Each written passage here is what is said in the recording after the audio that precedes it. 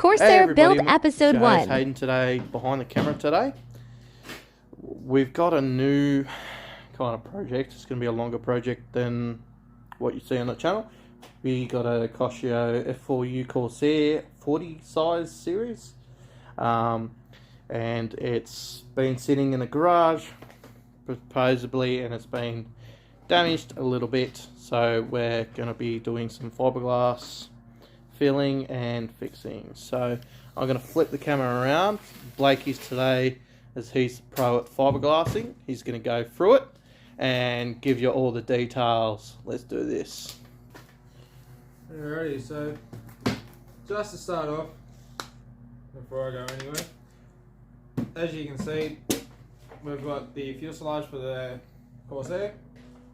You might be wondering what all the blue tape is for. Underneath all this blue tape, there is quite a substantial amount of holes, as Haydn and I have come across. So today, I'm going to be basically using fiberglass matting to put on the inside of the plane to patch up all the holes and make sure everything's structurally sound, and try and push out a couple of the indentations as we can. So if you're going to use fiberglass, I highly recommend using Septone fiberglass repair kit from your local Slip Cheap Auto, Auto One, any auto parts store. The kit comes with your fiberglass matting, of course, your fiberglass polyester resin. Hold it there for a second. There we go. One little 250ml mixing cup, paintbrush, and 2 mixing sticks, and of course the 2 gloves that I have in my hands at the moment. Now we're going to take you step by step of how to prep the area for fiberglassing, as I've only just taped up the outside, haven't done any cleaning yet, and then we'll get to show you how to do the fiberglass. So as you can see inside the Corsair here, we've got a couple of holes, as there's one there, there's a couple up here, and we've got a nasty split here and underneath the tape here. So I normally use wax and grease remover, but for Hayden's personal preference this time, we're using multi-purpose cleaner. It's the same thing. Grab a rag, any old rag will do. You just want to not drown the air up, but Get it damp enough. get it damp enough to show you where you get sprayed, and you wipe it clean. Minus my phone going berserk. That's alright. As I've just finished work, so I'm probably still a couple of messages and emails from work. You just want to make sure you got a nice clean area. Get rid of any little dust pockets. And why do we need to get rid of all the dust, Blake?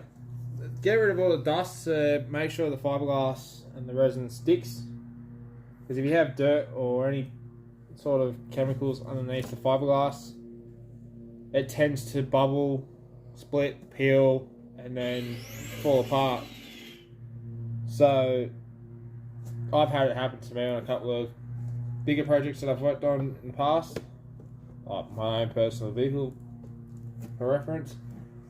I've had half the bumper bar fall apart because we did not prep the fiberglass properly. So just gotta make sure, keep double checking that everything is all clear.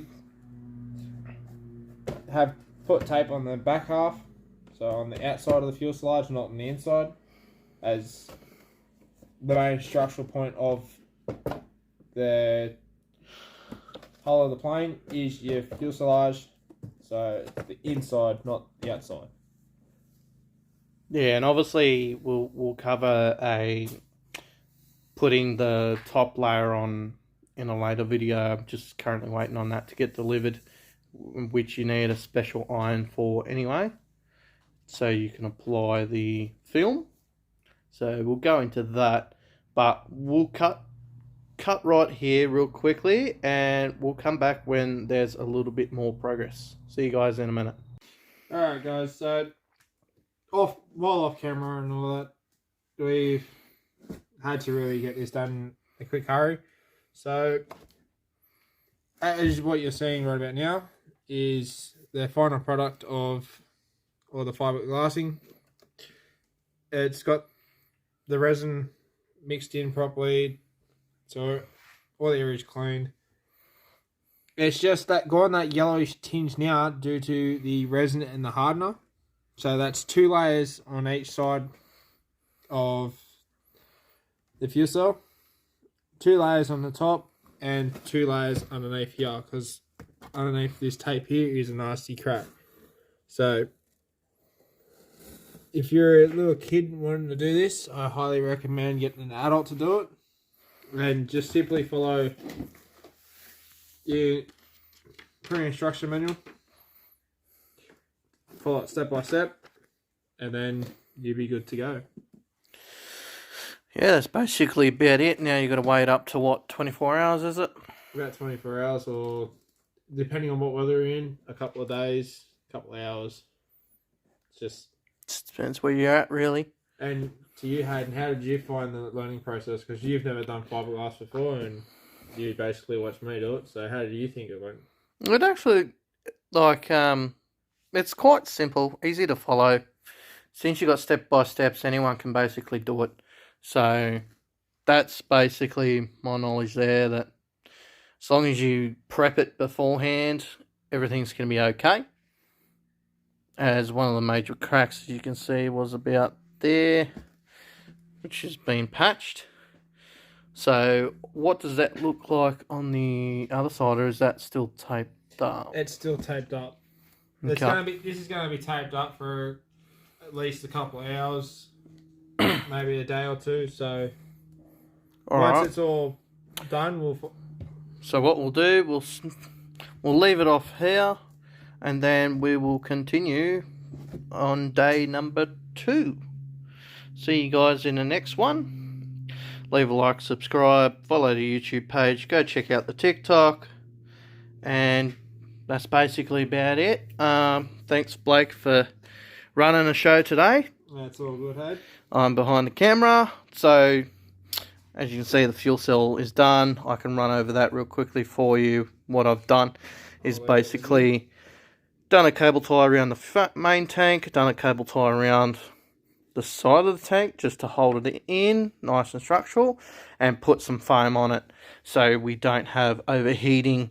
So just got to make sure they're in the correct position, which they are. So that's your fuel pickup to the engine, and that's your return line. I'll probably make a probably just use a straight 2 and 2, so we'll have a look at that and see you guys in the next one. Peace. This is the Corsair build episode 1.